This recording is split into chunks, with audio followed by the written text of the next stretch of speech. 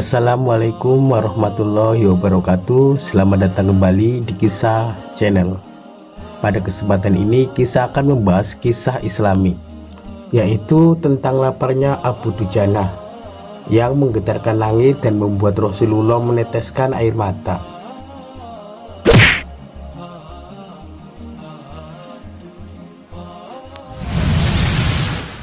Selain dikenal pemberani di medan perang, Abu Dujana juga seorang yang sangat menjaga diri dan keluarganya dari perkara haram.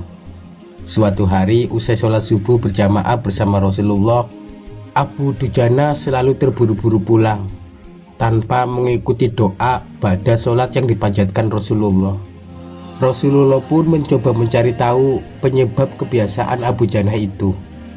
"Wahai Abu Dujana, apakah engkau tidak memiliki permintaan yang perlu engkau panjatkan ke hadirat Allah, sehingga engkau sering meninggalkan masjid sebelum aku selesai berdoa?"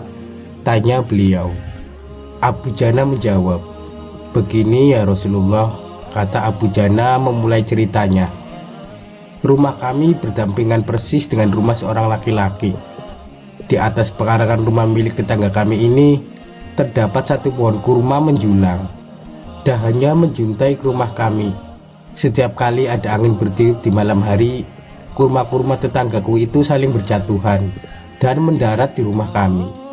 Ya Rasul, kami keluarga orang yang tak berpunya. Anakku sering laparan. Saat anak-anak kami bangun, apapun yang didapat mereka makan. Oleh karena itu setelah selesai sholat, kami bergegas segera pulang. Sebelum anak-anak kami terbangun dari tidurnya, kami kumpulkan kurma-kurma milik tetangga kami yang berceceran di rumah. Lalu kami kembalikan kepada pemiliknya." Abu Dujana lantas menceritakan, pernah suatu ketika anaknya kedapatan memakan kurma yang jatuh dari pohon tetangganya itu. Maka ia pun berupaya sekuat tenaga untuk mengeluarkan kurma yang terlanjur dimakan tadi dari mulut anaknya. "Nak, janganlah kau permalukan ayahmu ini di akhirat kelak." Anakku menangis. Kedua pasang kelopak matanya mengalirkan air karena sangat kelaparan. "Wahai Rasulullah, kami katakan kembali kepada anakku itu, hingga nyawamu lepas pun aku tidak akan rela meninggalkan harta haram dalam perutmu. Seluruh isi perut yang haram itu akan aku keluarkan dan akan aku kembalikan bersama kurma-kurma yang lain kepada pemilik yang berhak." Mendengar cerita itu, mata Rasulullah Shallallahu Alaihi Wasallam berkaca-kaca. Butiran air mata mulianya berderai begitu deras. Baginda Rasulullah mencoba mencari tahu siapa sebenarnya pemilik pohon kurma yang dimaksud Abu Dujana itu. Abu Dujana pun mengatakan bahwa pohon kurma itu milik seorang laki-laki munafik. Rasulullah langsung mendatangi pemilik pohon kurma yang diceritakan oleh Abu Dujana. Rasul lalu mengatakan, "Apa bisa engkau menjual pohon kurma itu? Aku akan membelinya dengan pohon senilai 10 kali lipat. Pohon itu terbuat dari batu zamrud berwarna biru, disirami emas merah, tangkainya dari mutiara putih. Di situ tersedia bidadari yang cantik jelita, sesuai dengan hitungan buah kurma yang ada," kata Rasulullah menawarkan. Laki-laki munafik ini lantas menjawab dengan tegas, "Saya tidak pernah berdagang dengan memakai sistem jatuh tempo. Saya tidak mau menjual apapun kecuali dengan uang kontan dan ingin dibayar saat ini juga."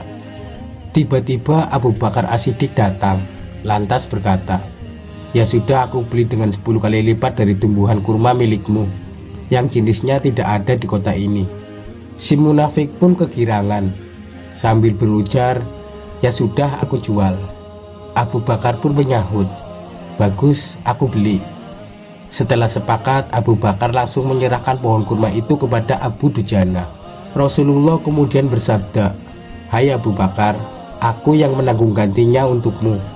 Mendengar sabda Nabi itu, Abu Bakar bergembira bukan main. Begitu pula Abu Dujana. Sedangkan si munafik berjalan mendatangi istrinya, lalu menceritakan kejadian yang baru dialami. "Aku telah mendapat untung banyak hari ini. Aku dapat 10 pohon kurma yang lebih bagus. Padahal kurma yang aku jual itu masih tetap berada di pekarangan rumahku. Aku tetap yang akan memakannya lebih dahulu."